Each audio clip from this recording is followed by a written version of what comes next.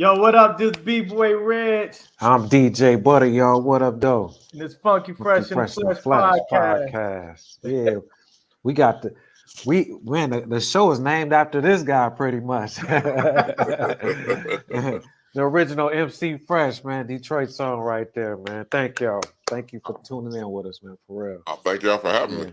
Yeah, yeah, no doubt, man. So, we want to talk about your impact on Detroit hip hop as a whole in 1989. Your single I'm Civilized came out on vinyl. You know, I remember going to the record stores and seeing it on the wall and was like, that should be us. You know, me and my crew. You know how hard it was to press up vinyl at that time, man. You know, talk about that experience at that Uh, time. well, it's funny. The watching Straight Outta Compton, it kind of mirrored our arc. When we came out, we dealt with Tom Gilardi. He was kind of like Jerry Heller. We had a lot of the similar experiences, almost like watching us on the film. But just coming out at that time, really didn't know the business as well. I mean, I was well versed on performing rights and ASCAP, BMI, and all of that kind of stuff, which was a good thing. But as far as just the promotional part of the aspect of it, we didn't realize that things that moved away from just talent based to pay for play. So when we tried to infiltrate radio, tried to infiltrate different aspects of promotion, there was always a price tag to it. So um, that was kind of the shock. You just think, we in the studio, we making records, we at the disc, LTD doing our thing, and then we get ready to put it out, and then we just got these doors just smashing on us. So I got that point. We did, get some radio play, but it was more like second tier radio, WGPR. They had the things going on back then. But as far as the impact, I started rapping when I was probably 14, 15. In high school at Henry Ford, battle rapping and doing all that stuff that, people find amazing today, watching Eminem and 8 Mile. But we were doing that back in 83, 84, 85. So that's pretty much, how we started. And then, as we progressed, I did that single. I was with um, Kenny Boom Records back then, and then I branched out on my own and did some independent stuff. But it was cool. I was 19, and I was like, yeah. That's That's dope. dope. Hey, so it sounded like you was like most of everybody that was rapping back then. We was so focused on like the creative part of it, Yeah, we didn't understand the business side yeah, of it, yeah, right? Do yeah. you do you think it was like because the one complaint we hear from a lot of Detroit artists was we just didn't have the guidance as far as the mentors around us to tell us how the industry really worked. Right. Do you think that was something that may have held you back at the time?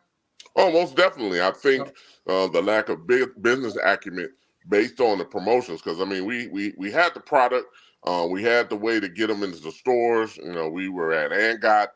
But the main thing was the music industry back then was changing. We had the jukebox, you had all of that stuff. Later on, like in like the early '90s and stuff, late '80s, early '90s. And a lot of the independent venues were closing out. The record companies were buying them out to keep control of the record industry. So Mhm. it was almost like we would see that, but we would see that at the front end and be like, wow, Yeah, we wouldn't have spent all this money in the studio time and packaging the product and all of that stuff.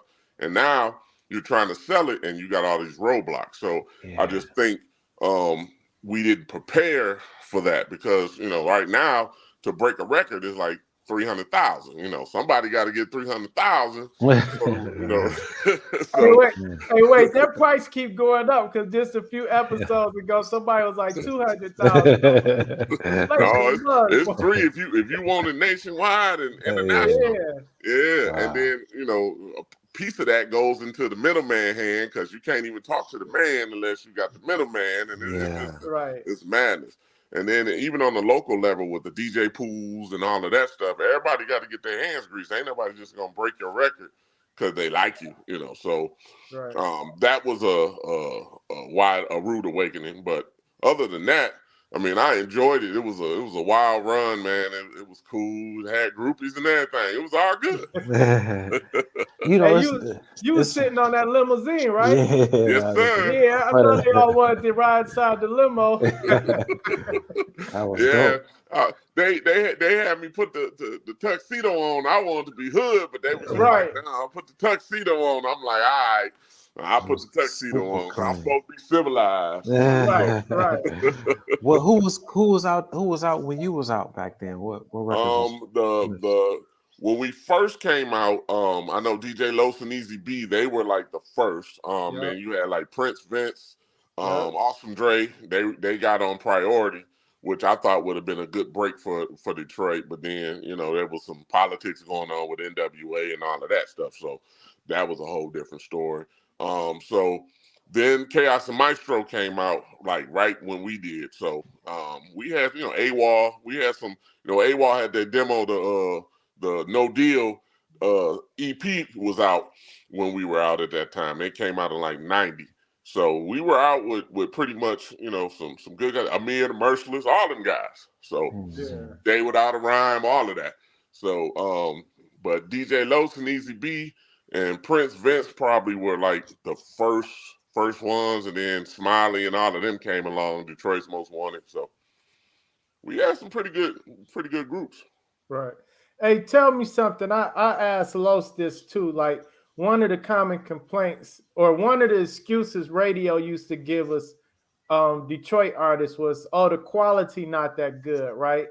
But Yeah. then, fast forward a couple years later, we start hearing all this down south stuff getting played on the radio, and the quality wasn't that much better, right? Yeah. What Yeah.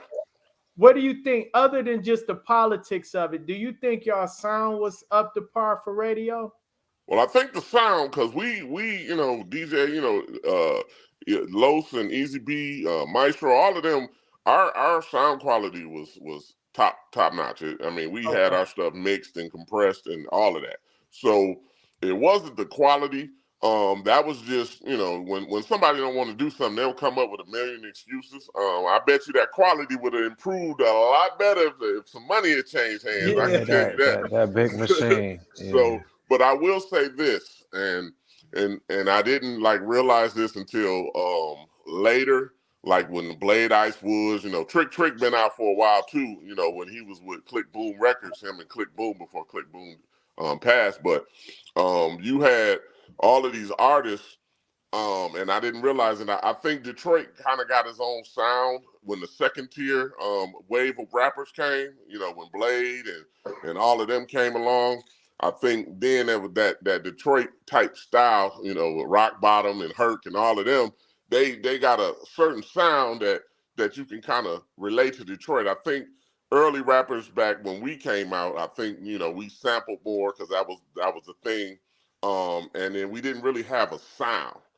And I Right, think, you know, somebody had to like pull us together, sit us all down and like, we're gonna create a sound. The South had a sound. You know, right, LA had a sound, even though LA sound was Detroit, because they basically took funk and George Clinton and all Yeah. that. That, you know, Dr. Dre took Detroit and just made it LA. But we didn't have a sound. And I think a lot of us, you know, sounded like other people that were already out. And that's kind of like a death knell, you know. So, you right, know, when you're unique, that's what makes you better. So I think the earlier first wave of rappers didn't really have a Detroit sound. We were sounding a little bit like LA, a little bit like this, a little bit like that. So that's what I think happened in the beginning. But it wouldn't have mattered because if money exchanged hands, that sound gets pushed and people get massaged by it. The next thing you know, Right. they're liking it. They're hearing it right. 50 million times a day. So Hey, I'm glad you mentioned that. You said the first wave and then like the second wave, because it's some stuff out there floating around, and like a lot of the young dudes or even some people that's older, they kind of think Detroit hip hop started with Rock Bottom and Street Lords Right. because they made such an impact on the industry. But you said the first wave was like the young back in the 80s, you know, the yeah, Prince Vince and all that, Robert S. and everybody. yeah, So that transition, because early on, that's what I remember. People, it was like comparing it to New York or LA. But yeah, you're saying by that time when Blade and them came out, the Detroit sound had a unique sound to it, yeah, right? The yeah, production, the rhyme style, and everything. yeah. Right, Yeah, right, and I truly believe, everything evolves. So I just think that the earlier rappers, they always got to make the way, and I just think a lot of people don't learn the history. Like I know New York history. I can go all the way back to Kool Herc and all of them. right, Russell and all of them, and how rap came to be and blew up. And a lot of these young cats, they don't know. So it's like right, when you don't learn from your ancestors, learn from your history. How then the next thing you know, Eminem was the guy. Everybody rapping like Eminem. No, no, no. It was way right. before Eminem. And Eminem will tell you. Marshall will tell you. He. I think he's like the real deal because he experienced a lot of the growing pains of rappers and the suffering that a lot of rappers had to do before he actually made it. So he ain't no vanilla ice. I can tell you that. He's a real Yeah, deal, and Yeah, a lot of people know that. back then it would have, it was like there was only so many producers, so many managers, so many lawyers. Mm, It's just like you know, at that time, Duncan Hines was producing a lot of stuff. yeah, Um, it wasn't a lot of unity. Y'all guys was like superheroes. Like you had AWOL, DMW over here, but and they and everybody had their thing against Breed or whatever it was going on at the time. But if it was more unity, I think it would have been a more of a sound then. yeah, I think right, yeah, even when the hip hop shop came, when Jay Dilla was able to produce so many people out of the hip hop shop, he was able to grasp what Duncan Hines was doing. Brian Piccolo, Brian Records, it was like a template. I mean, just like y'all were like our first people pressing up records, man. Like that was so far fetched. It was like and God, like, damn, what is and God? Okay, what is right. Archers?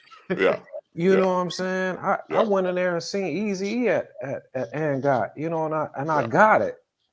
Right. Just to see you guys just taking a chance, and the nostalgic part of Detroit hip hop history, it lies with you guys. It's just that's why we got this platform to kind of, identify it a little more. You know what I'm saying? Because yeah, Yeah, basically, y'all showed us that era of hip hop in Detroit. Y'all showed us that it could be done. yeah, So it was like, all right, we may not be on the radio, but we can make videos. We can have vinyl. We can have cassettes. Some of our songs would get on the radio. Some of our videos would be on a new dance show. Now we see it's possible. So mhm. we're not just saying y'all paved the way for the next artist. Y'all actually did it because before that, nobody in Detroit knew how to do it, yeah, right? Motown, yeah, it's And yeah, Motown. and we had Motown. The issue with that was It was distant. LA was an entertainment capital, right? yeah, yeah, So it was easy for them to have the pieces together. In New York,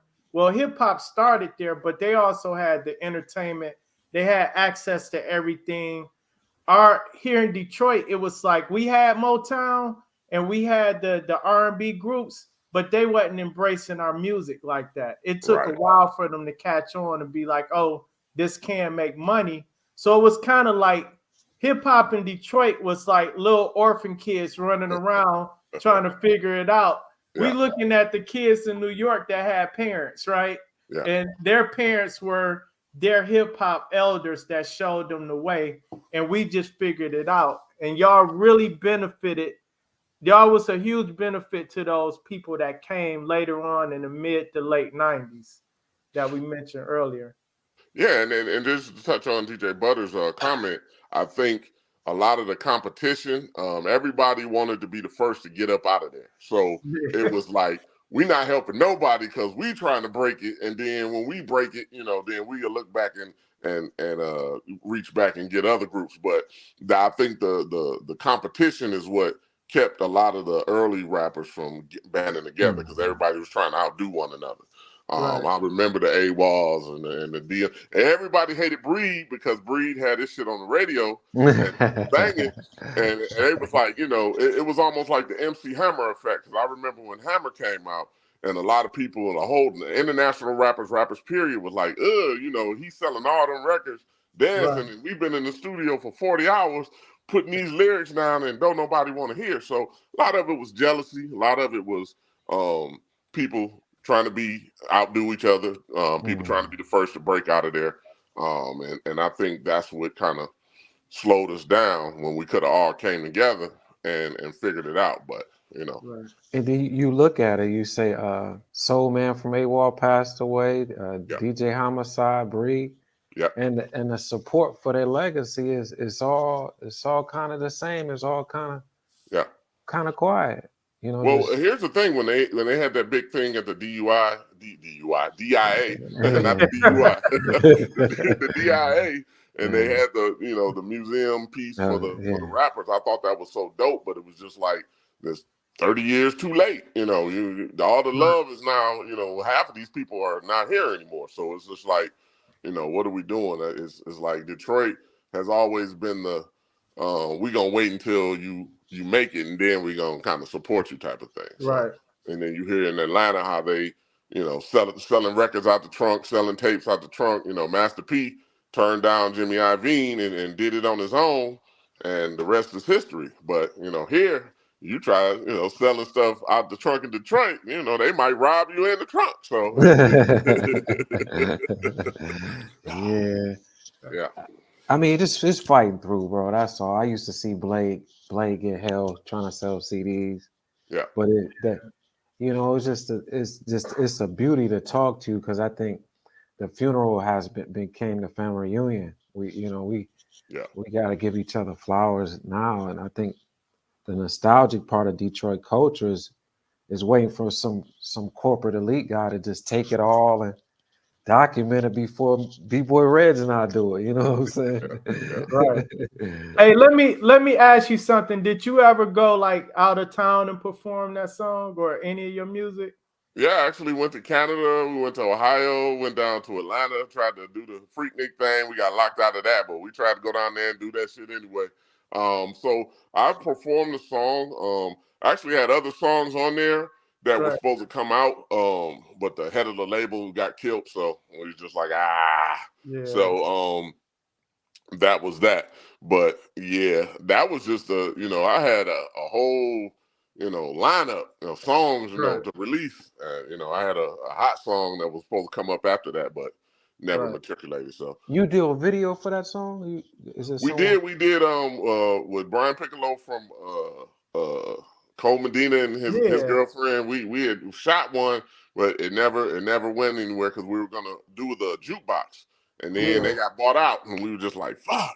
And then we tried to submit it to BET. They wouldn't take it because there wasn't no money exchange. So it just died on the vine. You And still because at got the copies time, of it? yeah, I mean, I got the masters and everything. So yeah, I had to get the masters, so I was able to get the masters and stuff back because, like I said, I was up on I read up on the business part. I just didn't get to the promotion and the marketing part. So I was I got ASCAP checks. Well, not ASCAP, but BMI. I'm published with them and a writer with them. So I was getting all that stuff back then, and it was just like I was trying to show other rappers, don't just make the record. It's some residuals out here. Your stuff. I was in the licensing and all of that stuff. So yeah, I mean, it was ready. We had the entertainment lawyer, and it was actually Kid Rock's lawyer at the time, black guy. What is his name? I can't think of it, but he was shopping us around, and it was cool. But that's dope. Died on the vine. Hey, let me ask you this, because I always ask artists this: Are you still rapping? No, after I put out actually probably 5 albums, and then I did another couple of artists on my other record label that I started myself, and then I think 2011 is when I officially said, you know what?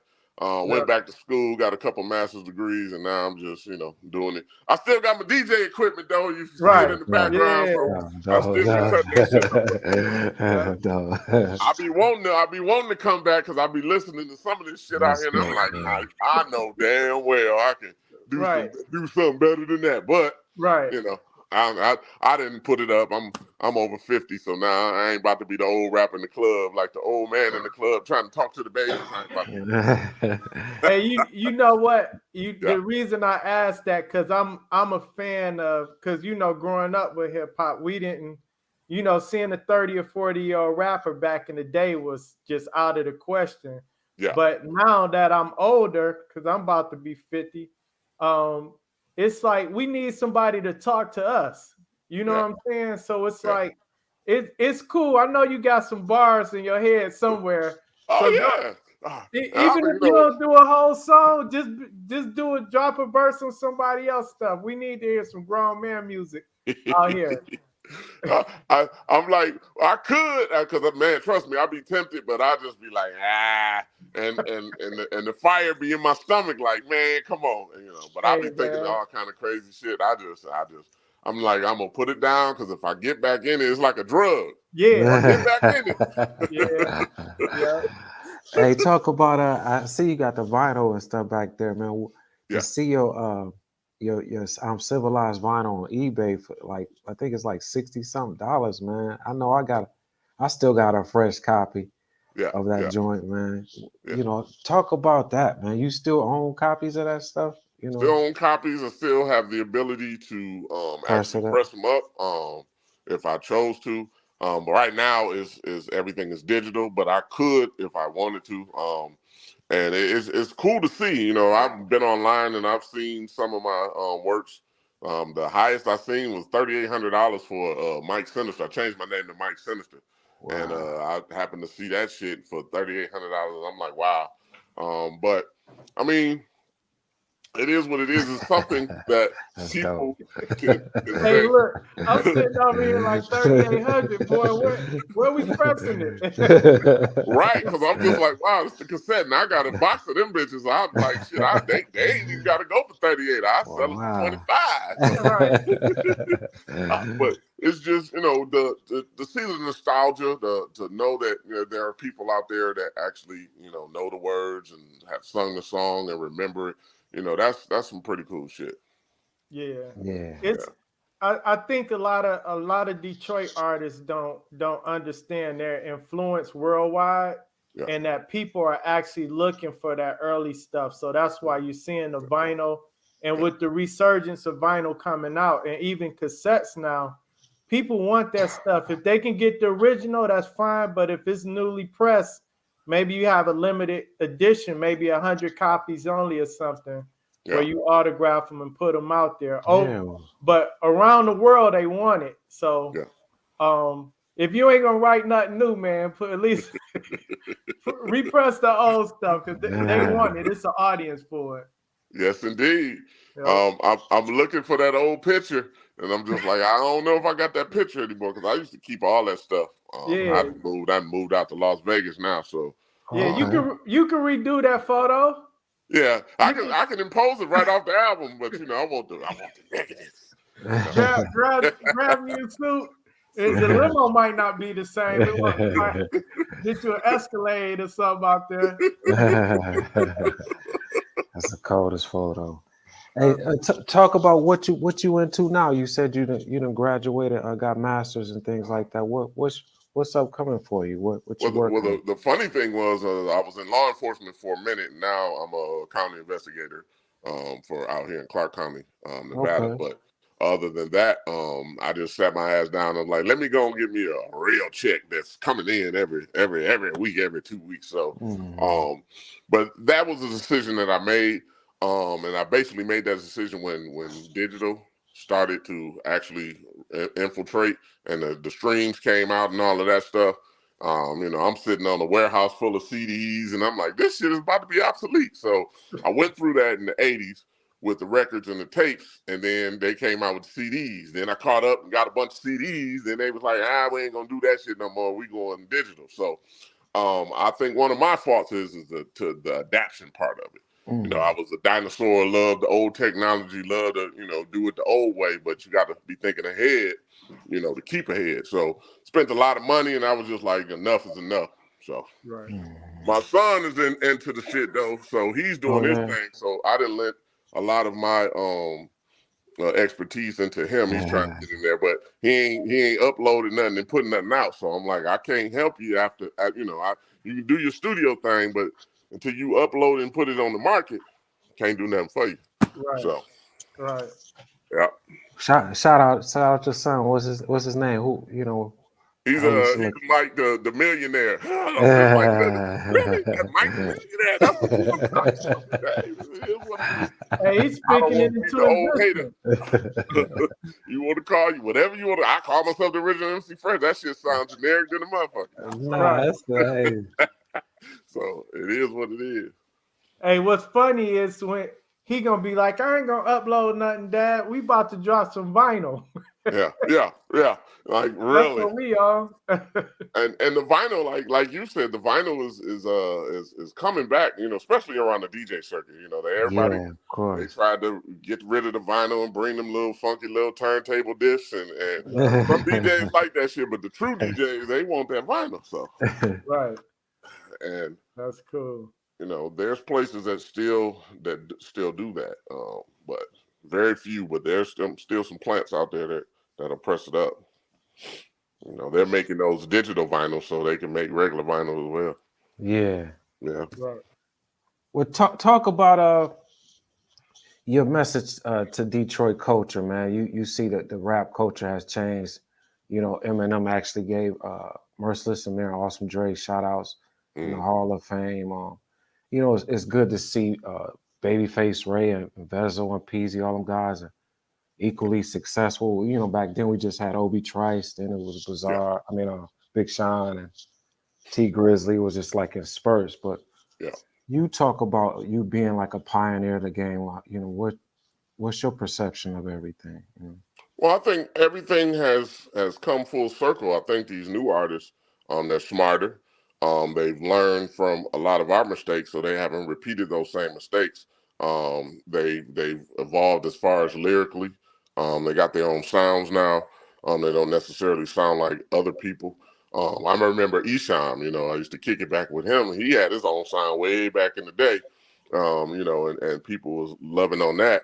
And it just, he didn't get Detroit until like his 8th album. Then people really started to feel him, but it's like sometimes that's what it takes. I just think the culture has influenced these new guys, and they're more intelligent now than what we were. So the things that we goofed up on and went left on, they know not to do, and they were able to apply that knowledge and apply it to their new styles and stuff. So I think that's the beauty of looking back at history, is if you can understand where the previous predecessors made mistakes, and then you take those mistakes and then turn them into lessons. Right. Now we thank you for your time, the original MC Fresh up in here. Civilized. That's a right. We gonna hear you on somebody, a feature on somebody, even if it's your son's song or something. Yeah. We gonna do a festival and how you come out and rock that song, man. All right, no problem. For real, man. Thank you, MC Fresh, man. For real. Right. Thank y'all for having me. Yeah, Funky Fresh in the Flesh with MC Fresh right there. Detroit pioneer right there. Yes. Peace out. Peace out. All right.